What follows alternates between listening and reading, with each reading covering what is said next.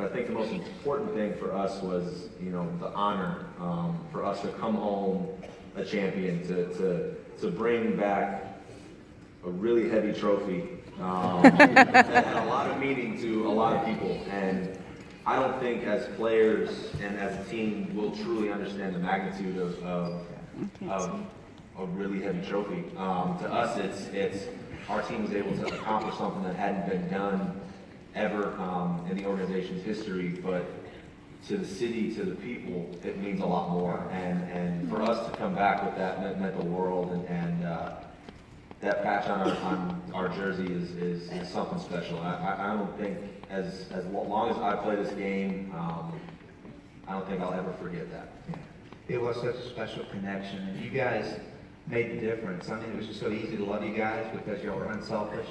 And by the way, George is, what you see is what you get with George. This weekend we've had such a great time, and he's just so down to earth. But I know, the spotlight has just increased 100 times on you after being the MVP of the World Series. And yet, you're the same guy. How do you do that? It's easy. I don't believe that I'm better than anybody else. I don't believe that I'm any different from anybody else. I just believe I'm a normal guy.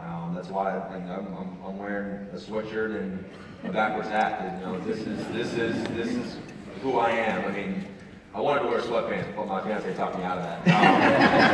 But that's who I am. I want everybody to get to know me for who I am.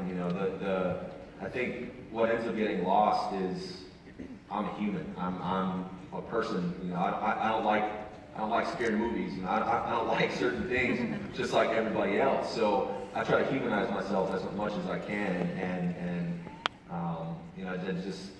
I want everybody to know that I'm a normal person. I am no better than anybody. I am not above anybody. Just because I play a sport doesn't mean anything. I'm just a normal guy that, I'm from a small town in Connecticut, and I play for the Houston Astros. That's about it. Yeah. It just comes across, and I think that's why people connect to you so much. Plus you had 5 home runs in the World Series, which is pretty cool. It seemed a little bit abnormal, and tied Reggie Jackson, Mr. October, and so now George is Mr. October in my mind, in your mind, right? Yes. Yeah. He didn't say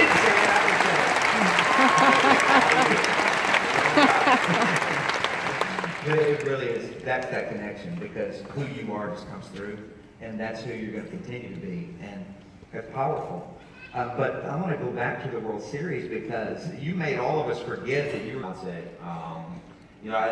I think what ends up happening as people and as a player especially, when you don't have success, you try to figure out why you're not having success, and you tend to press, and you tend to do things that you wouldn't normally do, or understand things in ways that you wouldn't normally try to understand things. So I was trying to be somebody that I wasn't, and I was trying to be 3 people in one. There's a big saying in our game is you can't hit the 5-run homer. So I think in my brain I was trying to hit the 5-run homer every single time. And my mom and dad have always said, that adversity introduces a man to himself. Who are you when things don't go your way? So I kept telling my fiance, what am I doing? Is there anything mechanically?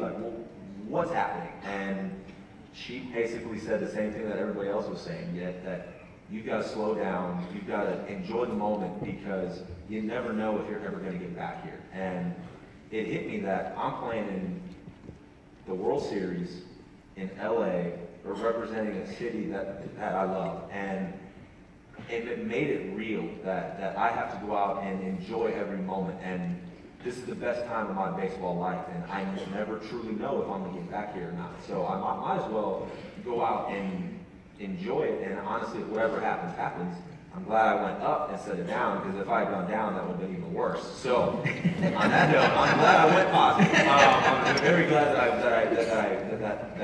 that I went positive, but the lesson of who are you when things go wrong, because it relates to life, is not everything is going to be perfect, and you're not always going to get your way. So who are you when things don't go your way?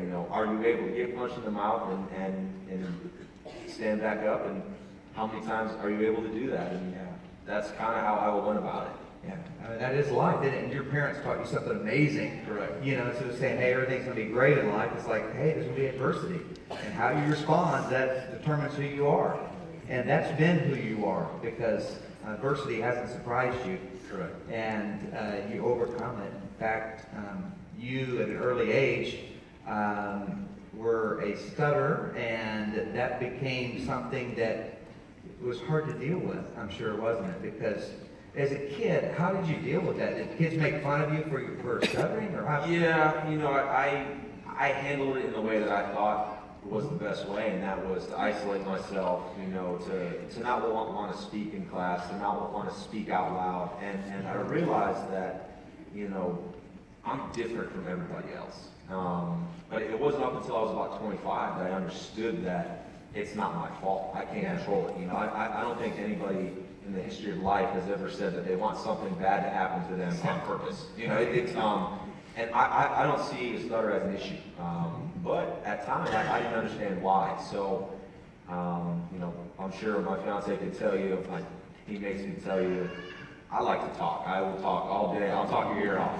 I can't imagine you not wanting to talk. Me not wanting to talk is crazy. But I went through a time in my life where I wouldn't talk for days. I would just go, you know, about my life. And then I realized that I can't control it. So in the end of the day, I can't let something that I can't control stop me from being who I want to be. So I told myself that I'm going to go be the person that I am. I'm going to go be the person that I want to be. And if I have to step outside my comfort zone, I will.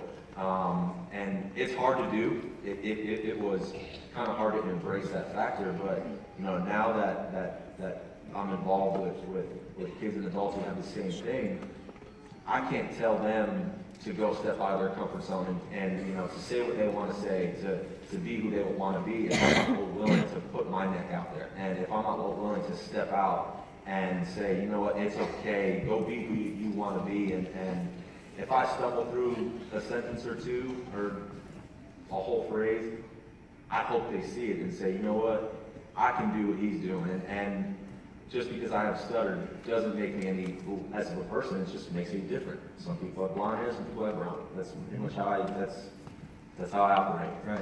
That's awesome. One of the team leaders doing this. You helped us have joy because you won all the games, but then you guys were in the community really doing work. Yeah.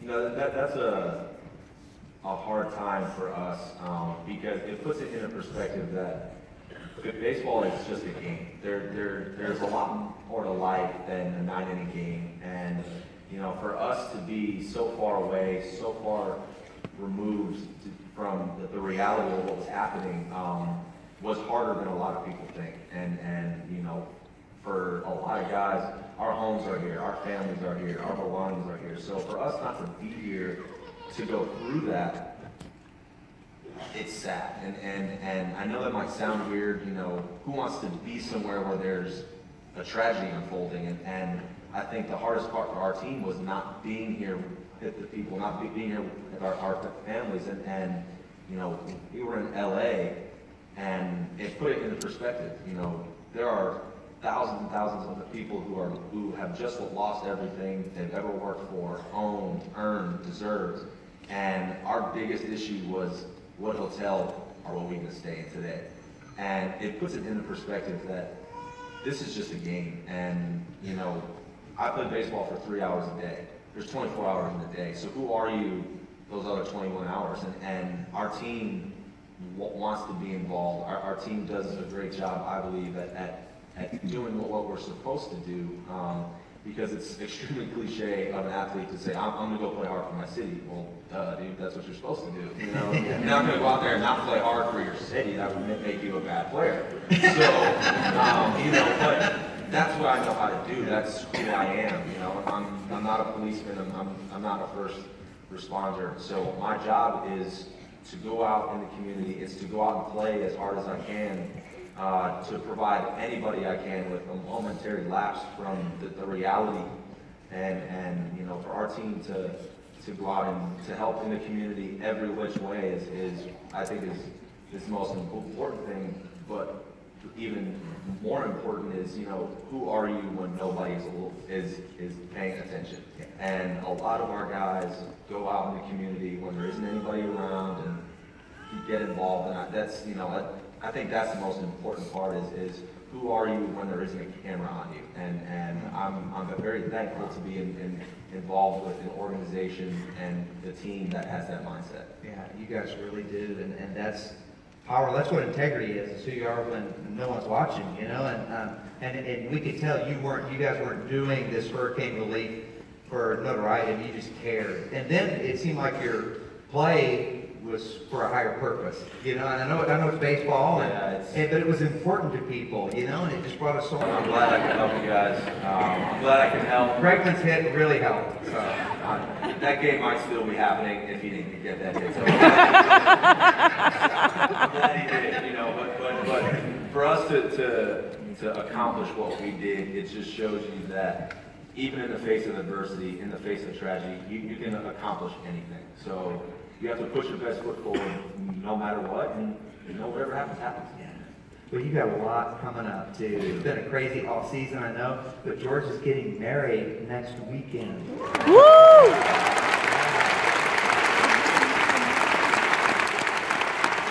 And he's got an amazing fiancée, Charlize, who's here with him today, right down here. And no, she's not. She's back there now. Unbelievable. She's back there now. She's back there with my wife, and they're talking about us. Yeah. But we can't talk about that. We can't. Maybe. Not that much. And now tell us about Charlize and getting married. I know you've been planning every detail of the wedding, and it's been stressful. Yeah, I mean, she's had it easy. I've basically done everything from A to Z. She just kind of had to sit back and chill and really be concerned about anything. I mean, they didn't warn me. He's lying in church, so no.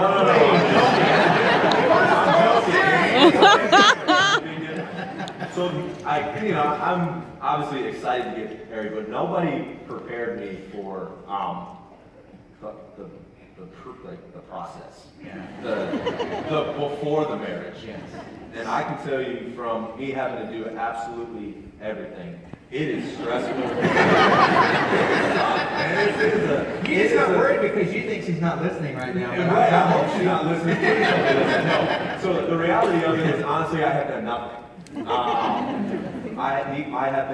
I've been handed the task of one simple thing, and well, ladies, I'm sure you can attest to this. The guy found a way to screw it up. I screwed it up. I had one task, and I was supposed to get addresses and phone numbers. To me, that's like 12 tasks. I mean, addresses and phone numbers, I got to ask you, and then I got to write it down, then I got to remember it, and then I got to give it back to her, then I got to not forget it. So, I screwed it up. Right, so I messed up that whole process, so I'm glad it's getting closer, just so that whole stressful planning part is over, which I've had to do. No, I planned everything, the details, but no, she is awesome. You know, she's my rock, and she provides me with everything I have. You know, she humbles me, she keeps me guessing. I get to marry my best friend, so that's the most important part of it. She is my best friend. I can say that. I'm very proud of her. Very proud, you know, to call her my fiance, and she does a great job of being there when I need her, through the better, and you know, she's seen me through my best and she's seen me through my worst, and she always finds a way to challenge me, and you know, to make me be a better version of myself, and I'm very thankful to have somebody by my side who has my best interests, and it makes me want to do the same for her. It makes me want to be, you know, do right by her and be the best version of me for her. So I'm very thankful for her, minus the whole planning the wedding thing. We screwed up the addresses. Here's the thing. It's incredible. You don't know this, but Charlize is going to come out right now, and she told me that I could go ahead and marry y'all, and you just get this over with. Yeah, hey, wherever you are. Well, let's just get this over with, because if I mess up one more address, I don't know if I'm going to get there. I'm messing up addresses. Yeah. Hey, you guys are a great team. I've seen it, firsthand. You guys really are an amazing team. You love each other so much, and so I know God's going to really bless your marriage, and we're going to really pray for you. And Charlotte Lee said, make sure you talk about it so everybody will know George is off the market. So, and George is proudly off the market. He loves her so much, and she loves him. So it's really cool. Awesome. She is incredible. I hope everybody gets a chance to see her and to meet her for who she is at some point in time. But now, of course, I praise her and she's hiding. I mean, why? At least, hi, Char. I know you're not over there. Well, I can tell you this: I'm married to my best friend, and the last 33 years have been amazing, and that's what it's all about. So pray for George and Charlize, and George, I want to ask you. I know that you've overcome so much adversity, and you do so many amazing things in the community because you care. Does that all come out of your faith? It does. I believe that the Lord is always around. He sees all, but you can't depend on Him when things just go bad.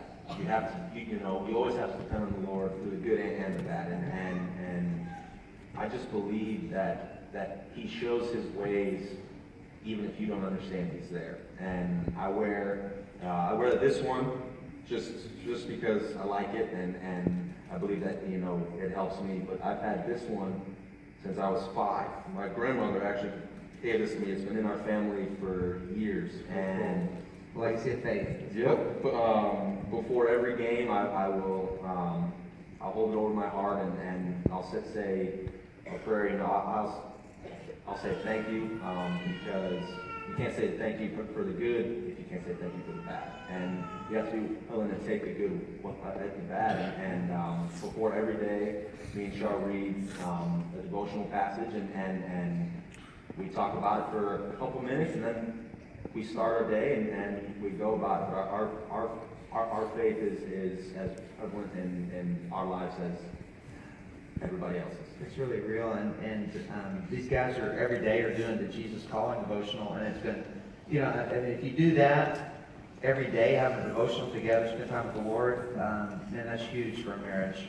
That's something that really should inspire all of us, to get really serious about that this year. To all those of you guys who are married, to lead and make sure that you have a devotional every day. Sometime getting into God's Word. We're going to talk more about that next week, but you guys are doing it. It's really awesome. And God's using you, man, in a powerful way. And, I told George earlier, I said, really, you're like doing the preaching, because with your life, you're doing the preaching and the message with your life. And then I said, too, you're such a great communicator. You could probably I probably don't even need to be here today. So, and you guys would really love that. But I want us to pray for George before, we end here. I want us to pray for George. And how can we pray for you? I know we're going to pray for you and Charlize for blessings, but anyway, there's no right or wrong way to do it. We'll start with your batting average. Okay. Yeah. And we can go on slugging. We can go on the runs and wins, and maybe another World Series, and then we can go on. We can go back there. But the reality of it is we can pray for the success and for happiness for everybody, and we'll go from there. Yeah, I know.